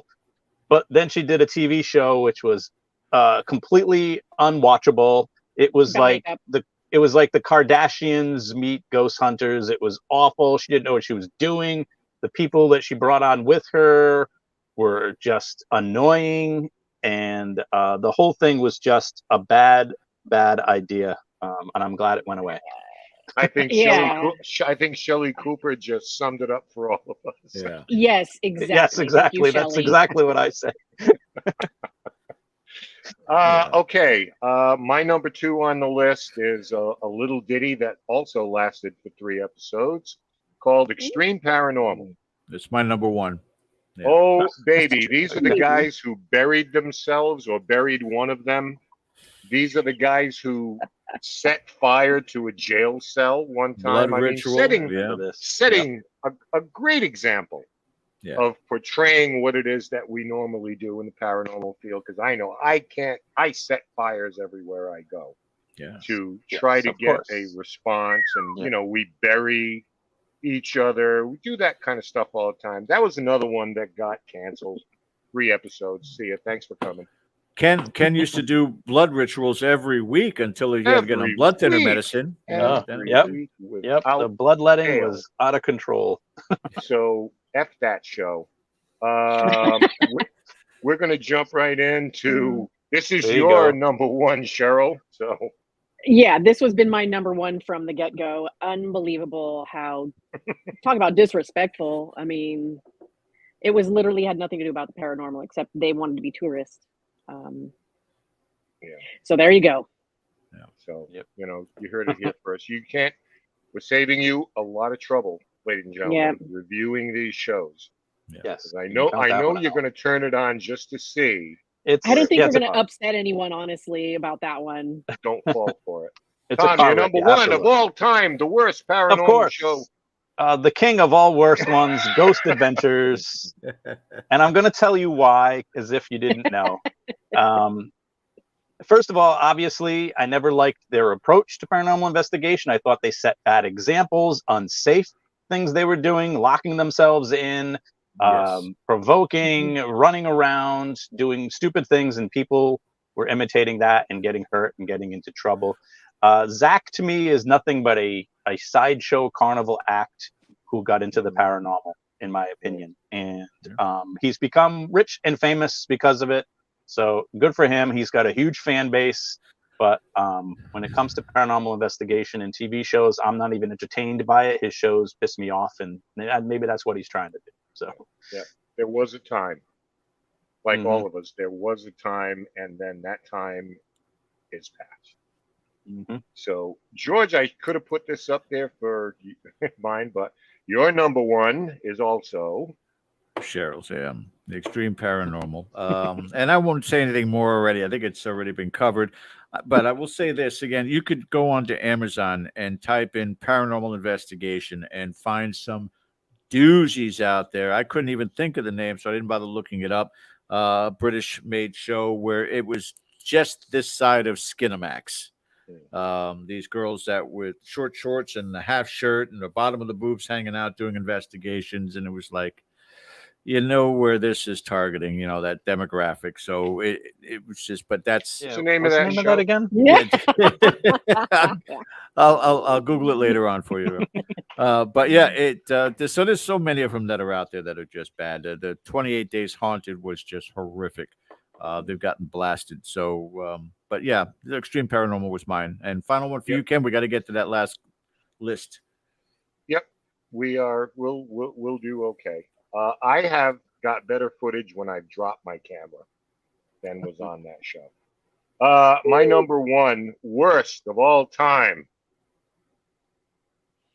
Oh yeah. You Oh yeah. always hated that one. Oh Always yeah. hated that one. Mother of God. Enough said. Putting hoods over the They're just people. rude. And, yeah. So you're going to face your fear by being isolated in a room, and I'm going to put a burlap bag over your head. You could do the same thing with a blindfold, but the burlap bag, yeah, really- that was the gotcha moment. It's like that. I would not only say that is the worst paranormal show in my opinion. It ranks right up there with the worst shows like ever. Yeah. Nice. Wow. Okay. I'm gonna have to And look for I've that one. seen I've never seen it. and I've seen Love Boat when I was a kid. All right, so we're going to move into this now, and we'll try to get through this by the end of the show. We are going to talk about scripted shows now. The best. Okay, non-reality shows, but the best. Cheryl, many. your sixth best. My sixth best is The Outer Limits. Started off in 1963 as a TV series, but I more watched the 1995 to 2002 version, which, I mean, has everything you ever could want out of a sci-fi TV show, with all the twist endings that always have to do with aliens. Yeah, they were like the Avis of its time, and we'll talk about the Hertz in a little while. But yes, that was it's kind of also like on the the list. Avis of those shows. Right. Tom, you're number 6. Yeah, Outer Limits was on my list too. But now my number 6 is Lore. I don't know if you guys ever saw it. It's based on the podcast of the same name, hosted by Aaron Mankey. And this was basically, they gave him a TV show and a chance to just do reenactments of some of the stories that he told on his podcast. So they chose some of the best episodes.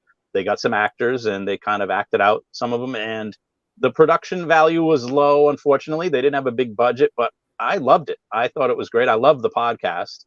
It's what influenced my podcast was Lore. So the TV show, I thought it had a lot of potential, but it didn't catch on. They did do 2 seasons, 2 short seasons, and I think they're still on Amazon. And they're just a fun watch. They just talk about legends. Some of it's paranormal, some of it's just suspense and mystery, historic. Good but it's fun stuff. storytelling. They could have done something more visually to the TV version. There was something missing. Missing They tried real life actors for a little while. They tried some animation for a little while. They couldn't quite figure out what they wanted to do, unfortunately. And I feel like they needed more of Aaron Mankey involved because he's the voice of the podcast. And I think leaving his voice off the show as much as they did, I think that hurt too. Yeah. George, you're number 6. My number 6 is pretty generic for anybody out there because it could cover any category of Stranger Things. And, you know, again, from the acting to the cinematography to the storytelling. And, you know, even though a lot of it's become monsters, there was this suspense part of it that really kept you glued with what was going to be going on. And I know they're coming to the end. I think there's only one more season coming up, but yeah. Well, just the kids are in college now, I think. Yeah, so. fantastic tale, and things of that genre I can really enjoy. Yeah. And my number 6 best scripted show is Kolchak, the Night Stalker. Oh There's yeah, Back that's a when good one. I was Oldie but a goodie. back when I was a kid, this was one of the rare ones.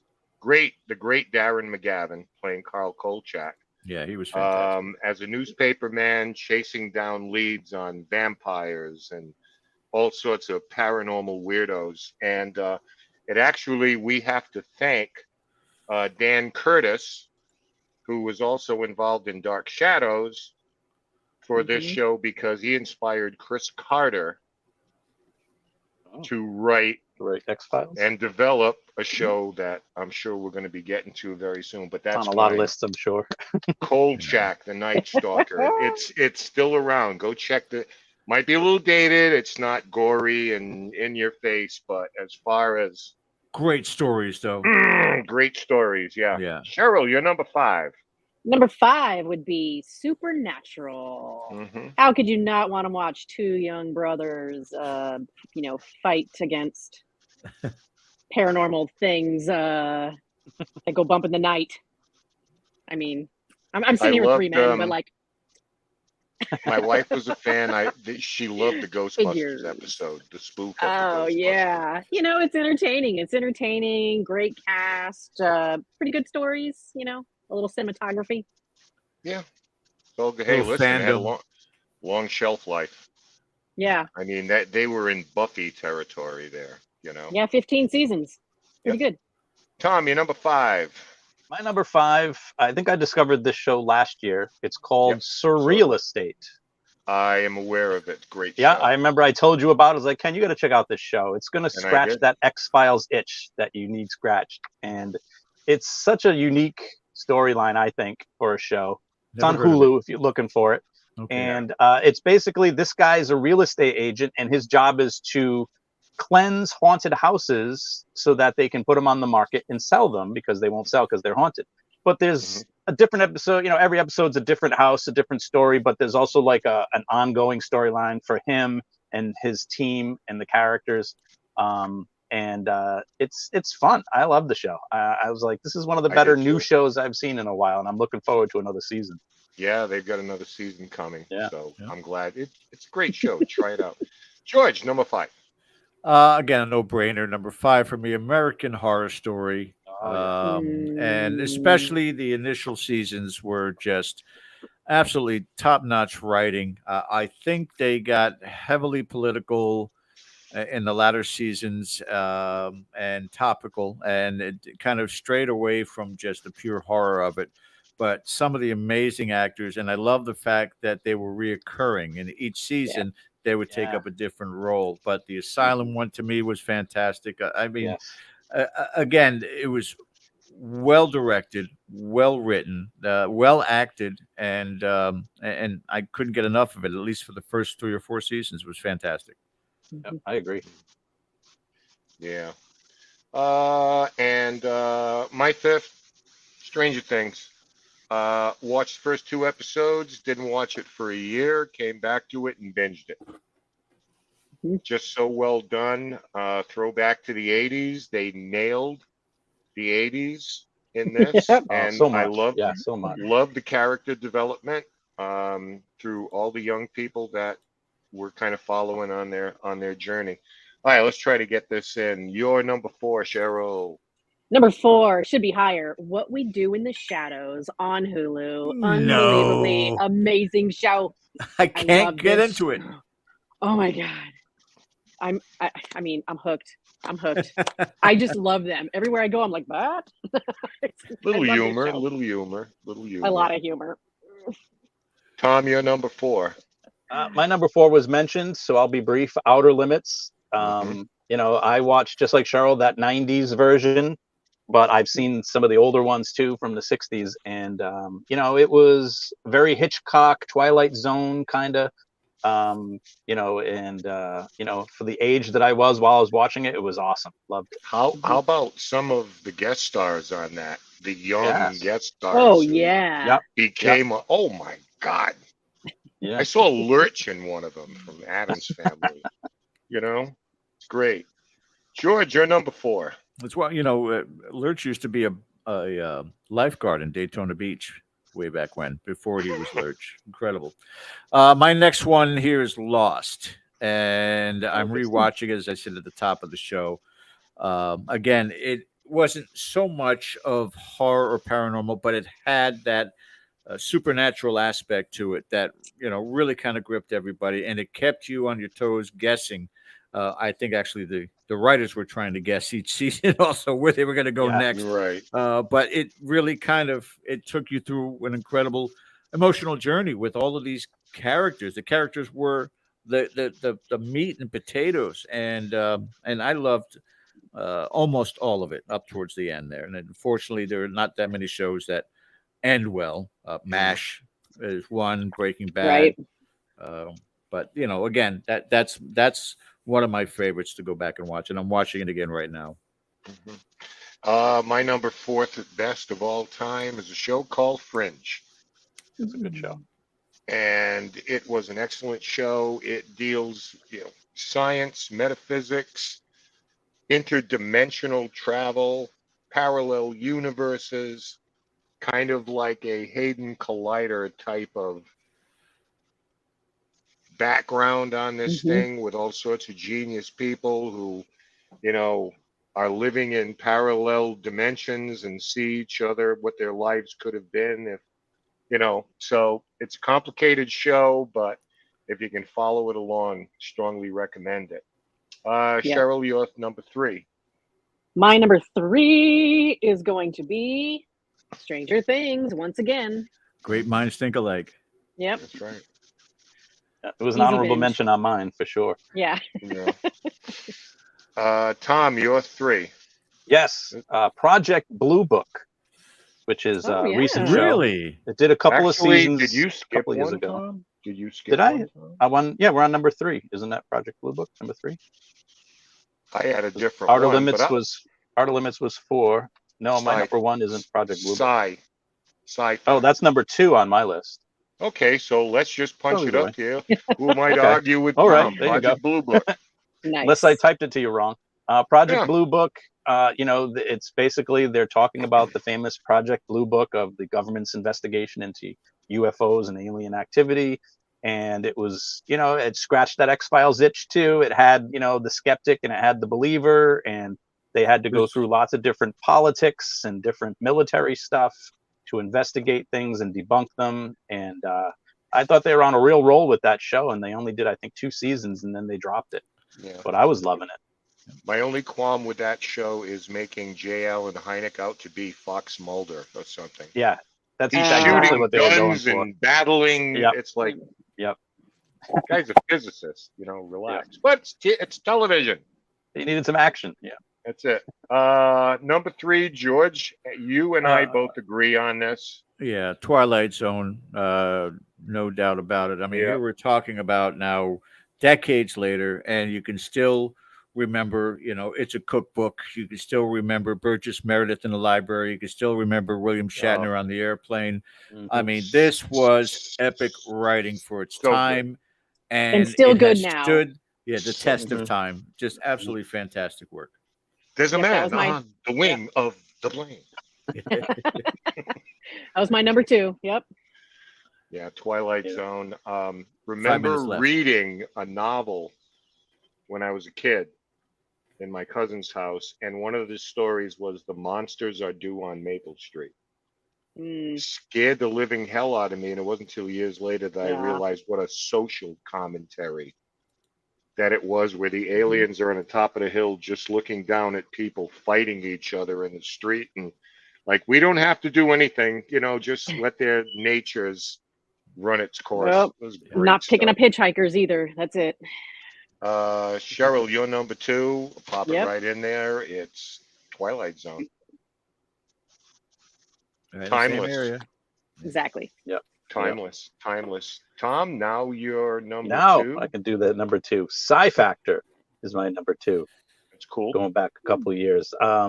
This was one of those shows that I was always excited to watch. Dan Aykroyd was, being like Rod Serling on there narrating what was happening, and then they had a team that was investigating all these paranormal, psychological type, supernatural things, and I still to this day don't know if the OSIR was real and those shows were really based on something for real or not, because man, they pulled it off good. I was buying into it, the whole time. So great show. You can count on the Aykroyds to give you some good paranormal stuff. That's for sure. Always. George, you're number 2. I'll do this quick because we only got 4 minutes left. Outer Limits.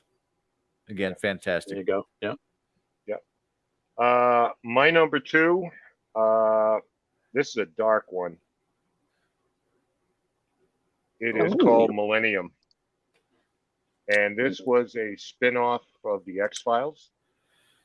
It has some very dark subject matter in it. Lance Henriksen was the star of it. He was outstanding as an FBI agent with psychic abilities. A very dark show. It's not for everybody, but it made me cringe sometimes. But it's fascinating. So our number ones of all time, on the count of 3, let's just say it. 3, 2, 1. X-Files. Can't beat it. We are in total agreement here. Yeah. That's fantastic. Perfect blend. The perfect blend. Yeah. How can you even compete? Yeah. It's just absolutely fantastic. That just amazing. The chemistry and loved it. It was going to run 6 episodes or something, and then 20 years later, it's part of popular culture now, and not every show can say. I mean, the X-Files is what Seinfeld is to comedy. I mean, it truly is. Mm-hmm. I think I have the poster here somewhere, don't I? Yeah. I have it somewhere. Can you see it over there? It's right. Yeah. I see it. Yep. I want to believe too. So. Well, that is our lists for you guys. The 666 list. That was a lot of fun. Cheryl, thank you guys for joining into that. And I'm so glad you had me. So funny though how we're all kind of, with a few exceptions out there, and I hope that some of you in the audience caught onto some shows that may have piqued your interest to take a look at, and others that we've warned you away from. Watch them all, form your own opinions. There it's you a go. double-edged sword, George, I think before we get out of here, we can talk a little bit about next week. Okay. Under the premise that we are very sure don't jinx that this is going to happen, but we just need a confirmation. But we've invited the Paranormal Rangers on with us next week. Yes. This is amazing, guys. This is Stan Milford and Jonathan Redbird Dover. They are Navajo Rangers, similar like the Texas Rangers. Badasses. The badasses. They retired now, but they patrolled Navajo Reservation in Arizona.